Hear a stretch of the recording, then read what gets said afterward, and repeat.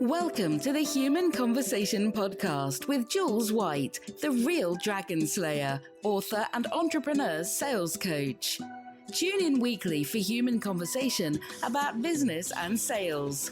Enjoy business expert interviews, educational episodes, and virtual cuppers with entrepreneur business owners. So grab yourself a cuppa and enjoy. Here is your host, Jules White. Welcome to the Human Conversation, and today is one of my solo sessions. It's been a little while since I've done a podcast episode because actually over the summer I've been busy looking at my business. I've been deciding on some of the changes that I want to make. So what better subject for today's podcast than the evolution of business and talking about change, because actually change can be good.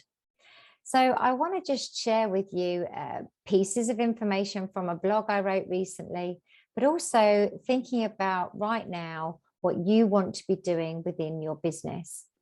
Most of the people who listen to my podcast are perhaps solopreneurs, but they're certainly running small businesses. They may have small teams. We are entrepreneurial. We are hopefully loving the things that we do, which is why we do it. But it's not always easy. And it's not always straightforward as to what decisions we need to make and when we need to make them.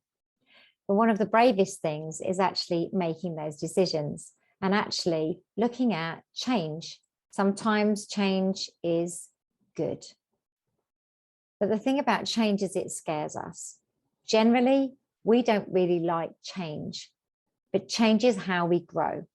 So I wanted to just share with you some thoughts because right now I think is the perfect time. You may well be on your holidays. I do hope you are. You may well be quieter in your working year because it's holiday times. You could be busier than you've ever been before, and I hope you are too. But the point is making time to look at your business to see how it is evolving and how it can evolve further.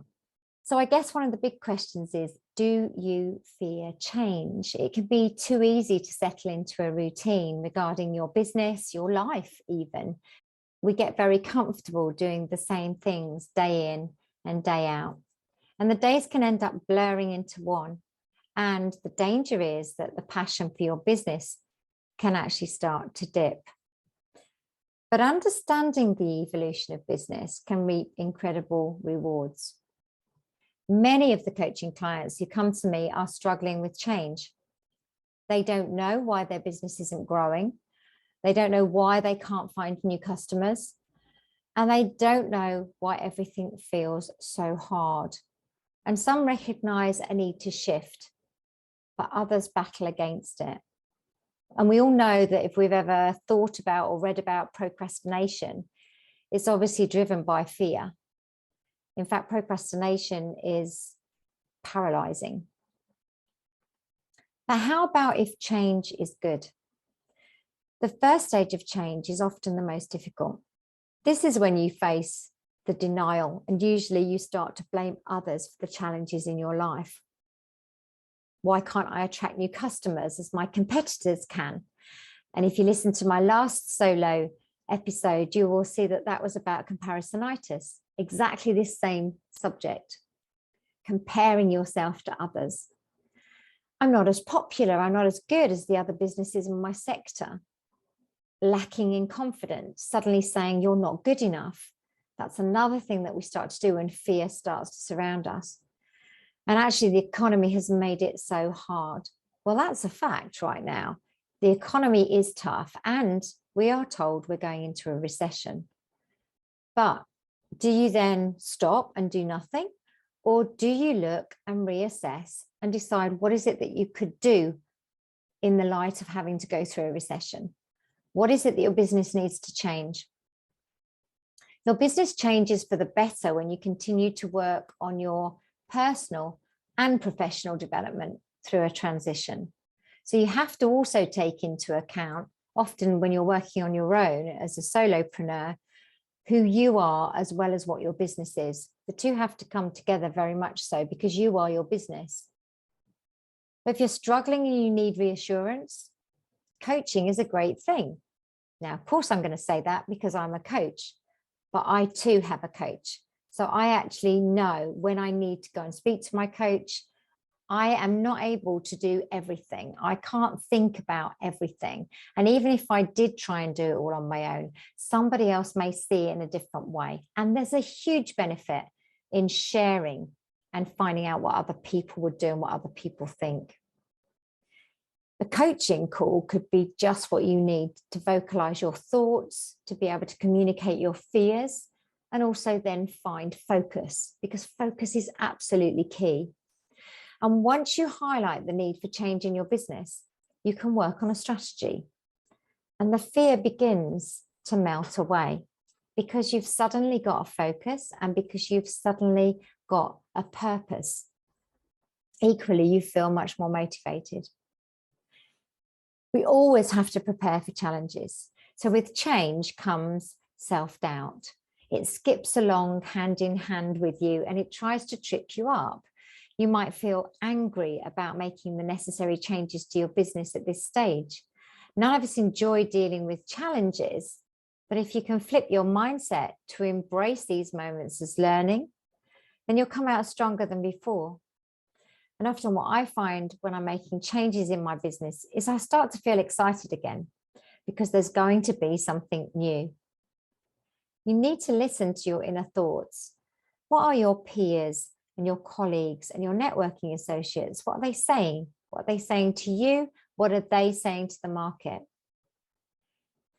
Start listening to more podcasts. There's a huge array of podcasts out there. And most of the time we can listen on the go to podcasts in the car or maybe walking the dog, or even if you go to the gym, you could have a podcast playing in your earphones.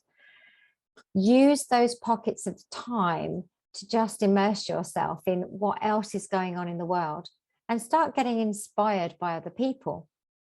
Change requires you to try new working processes, perhaps even new software, new platforms, maybe a new regime of how often you post on social media.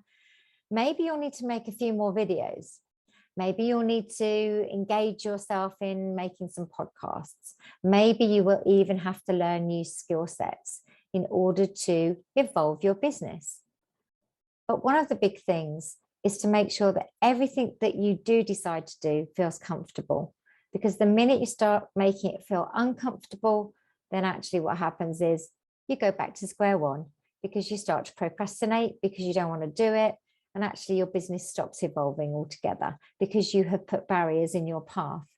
So this is about not only evolving and trying new things and being a bit courageous, but it's also thinking about the things that you love to do and doing more of those.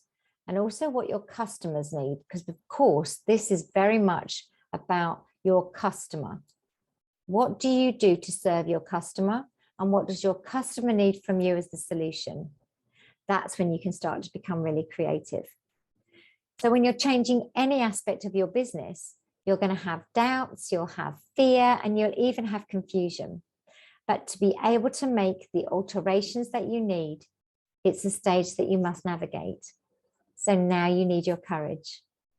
Many people in my network talking about throwing in the towel and getting a 9-to-5 job because actually running their business has become so difficult.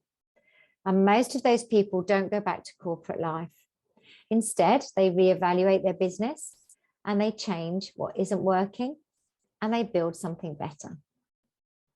Go back to the drawing board and see if your core values have changed.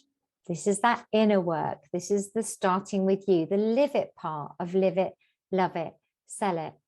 Has your target audience altered? Have you got a new type of ideal customer? And who needs you now? And why do they need you? What are the solutions that they need solving by you? My membership has evolved to accommodate the changes that I wanted to make to my business, live it, love it, sell it. And I've had to embrace the uncertainty and I've had to listen to my gut and I've had to accept the changes that I need to make for it to work. And acceptance brings a sense of clarity. The final stages of your business evolution is acceptance. At this point, you're clear on what changes you need to put in place. You have an action plan and the future feels brighter and you feel happier. As I mentioned, I feel excited about the changes that I'm now making in my business to my membership. Although acceptance is an excellent place to be, it can also bring more discomfort and more emotions. So with new ideas or concepts, you can start to overthink things and focus on what you lost rather than the new beginnings. So as I've always said to you, only ever look back to see how far you have come, because that is what will serve you. That's what will help with your confidence, and that's what helps you to move forward and then evolve in a good way to make the good changes. It's always good to just think about all of the ideas that you have and see what changes you want to complete for your business. It gives you the time and space to strategize, plan, and explore. Eventually, those changes become your new normal, and it won't be long before you'll start to review again, refine, and evolve. It's an ongoing cycle. So what can you do to understand more about the evolution of your business? Well, you could always have a virtual couple with me, because I'd be very happy to chat things through with you. But ultimately, you need to visit the things that we've just talked about in this podcast. Who are you today? How have you changed since you started your business, or even since you started this year? What does your customer need from you right now? So has your customer evolved? Is there a new ideal customer that you haven't yet explored? And you're starting to see a difference in the people that are approaching you to help them with their challenges? And what is your product range? So I talk about this a lot in my Sales Academy, where I look at things like your value ladder, and I look at productization of your products and services. So even if you're selling something tangible, you can have a value ladder, which allows me as a customer to have a choice as to how I buy from you. That value ladder is critical to review and make sure that those products and services that you offer are relevant today for your ideal customer. My Sales Academy has a birthday coming up in September. On the 1st of September, we will be 2 years old. And this is the membership that I started back in the pandemic in 2020. I wanted to create a place where we connected, where we learned together, and where we felt like we belonged, a community. And the high street theme, which is the Sales Academy, was from when I was a child growing up, because my dad ran the local newsagents and the precinct of shops. So we had the greengrocers, the bakers, the butchers, and the newsagents. And my dad, John, ran the newsagents. As far as I'm concerned, growing up as a little girl and watching him serve his customers, that's exactly where I fell in love with sales. And that was because he knew everyone who came in, he knew their families, he knew what they wanted, he had conversations with them, and they trusted him, and they returned again and again and again. And yes, of course, he had a shop, and people returned to shops regularly again and again. But on that same precinct of shops, there were 2 newsagents. And so he had competition, as we all do. And the reason they came back to him is because they felt like he knew them. They felt like he listened to them and he understood what they wanted. That's what business is about. It's simple as that. But with my academy, I wanted to now go to that next level and evolve that side of my business. And so I've moved from one platform that I started off on to a new shiny platform, which is really cool, and it brings everything together in a much nicer way. There's a video where you can take a walk down the high street with me, and that shows you around the new platform. And we're launching membership for that platform to the new refurbished high street on the 1st of September, our 2nd birthday of the Sales Academy. I'd love you to come and have a look around the high street, and the link is with this podcast. But I'd love you even more to come and join us in September and become a member of our community.